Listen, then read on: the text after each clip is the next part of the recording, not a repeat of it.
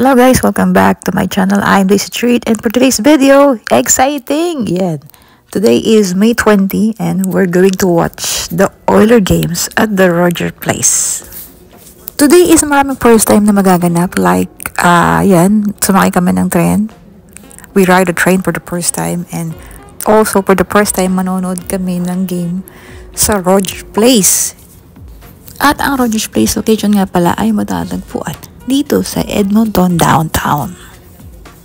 Ang Rogers Place nga pala ay isang multi-indoor use arena na home court ng Edmonton Oilers. At pwede rin dito yung basketball or even mga concert. At sa trend pa nga lang ay mapapansin na yung mga naka-Oilers na jersey katulad namin. At again guys, bilang bagong dating dito sa Canada, alam niyo ba na ang Canada is the fourth largest producer ng oil and the fifth largest producer ng natural gases in the whole wide world? So, ang buong akala ko, ang bansa lang na nagproduce ng oil ay ang Saudi Arabia. So, knowing Canada, so isa rin pala ang Canada sa mga exporter ng oil sa buong mundo.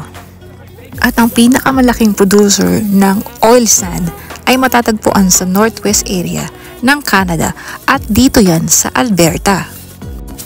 At ang pinakamalaking deposito ng oil ay matatagpuan sa Peace River, Athabasca at Cold Lake area. Kaya naman ganito na lang ang suporta ng mga taga-Alberta, Edmonton dito sa laban ng Oilers at Vancouver Canucks. And alam niyo ba, first time ko rin makakita ng ganito karaming crowd dito sa Canada. And usually naman sa mga bahay natin, mga kapitbahay natin, bihira nga natin makita. Dahil sa sobrang busy nila sa work. Pero nakakagulat, nakaka-amaze kasi napakaraming tao ang sumusuporta sa Edmonton Oilers. At kung makikita niyo po yung linya na yan, yung pila na yan, is supposed to be dapat dyan kami nakapwesto para manood ng laban. Pero thank God kasi mayroong pang ticket kaming nakuha na sakto na 3 seat. Ayun, sa kaibigan ni ate. At kung nagkataon sa labas kami manonood, syempre dito sa Canada napakalamig pa rin kahit na spring na siya. Ay nako, tumatagos pa rin yung lamig sa mga buto-buto at kasakasuhan.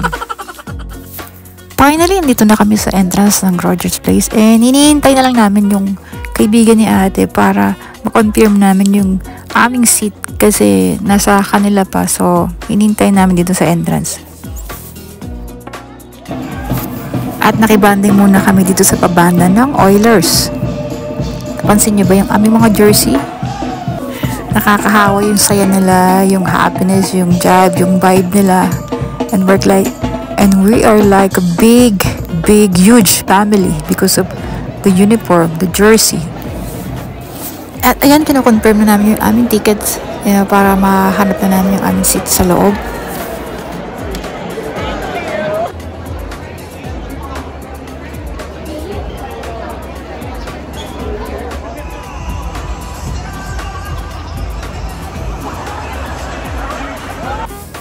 And this is actually our seat. Ayan, konti pa lang yung tao. So, hindi pa siya ganun kapuno. Pero sobrang laki niya, guys.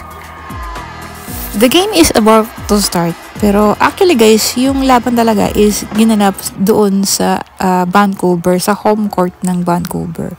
Pero actually, dito talaga yung home court ng Edmonton Oilers.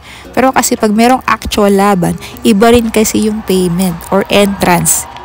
Iba rin kasi yung excitement na mararamdaman mo kapag sabay-sabay kayong nanonood ng mga supporters ng Edmonton Oilers. Iba yung jive, no? Iba yung vibe na maramdaman mo pag sabay-sabay kayong na-excite, no? Pag nakaka-goal sila.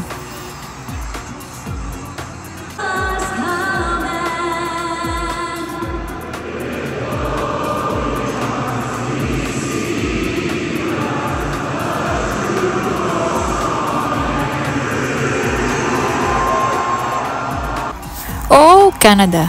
That was the national anthem of Canada. Oh, nakakaano rin pala siya. Parang nakakatindig, balahibo. Lalo na siguro if ikaw ay Canadian citizen na mapipil na pil mo yung kanilang national anthem. Okay guys, I'm gonna try to recap kung ano yung mga naging ganap nung Monday sa Game 7. So, nag-start na yung game. And ito, tapos na yung first half and walang nakascore sa both team. But in the second half, ayan, naka-first goal na ang Edmonton Oilers and everybody was happy celebrating the first goal of the Edmonton Oilers. And of course, the second goal of Edmonton Oilers. Yay!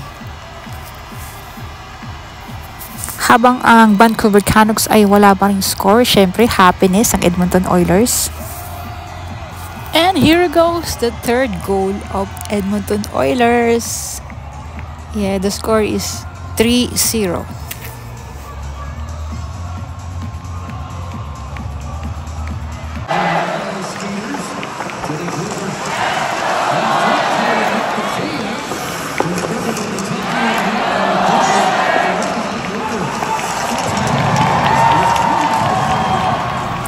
But wait, pansamantala kami natahimik when Vancouver Canucks was finally made their first goal.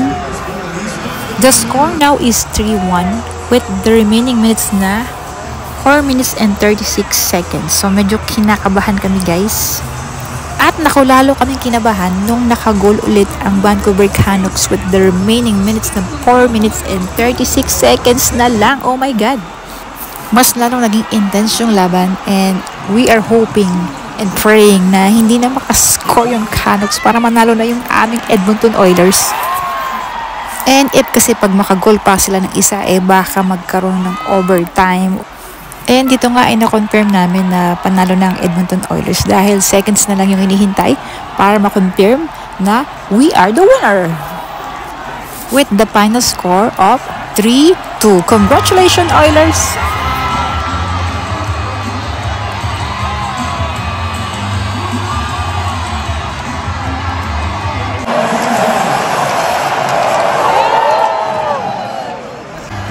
That's it, guys. Everybody is happy. Everybody is celebrating the victory for the Edmonton Oilers. At alam nyo ba, guys, lahat na makakasabay namin sumasayaw, masaya, kumakanta, sumisigaw sa tuwa because of the winning of Edmonton Oilers. At first time ko din na makasaksi ng traffic dito sa Canada because of the winning of Edmonton Oilers. Ayan, diba? Kahit na traffic, masaya sila. Everybody is buzzing their horn to make a noise. Para siyang piyesta, para siyang New Year sa atin. Ganun sila kasaya. And look at this, yung trend na kanina walang laman, ngayon punong-puno. Punong-puno ng mga supporters ng Oilers and they were happy going home. Okay guys, hanggang dito na lang yung video kasi nung lumabas kami sobrang lamig na, hindi na po ako nakapag-video niyan. And anyway, congratulations sa Edmonton Oilers! See you to the next game!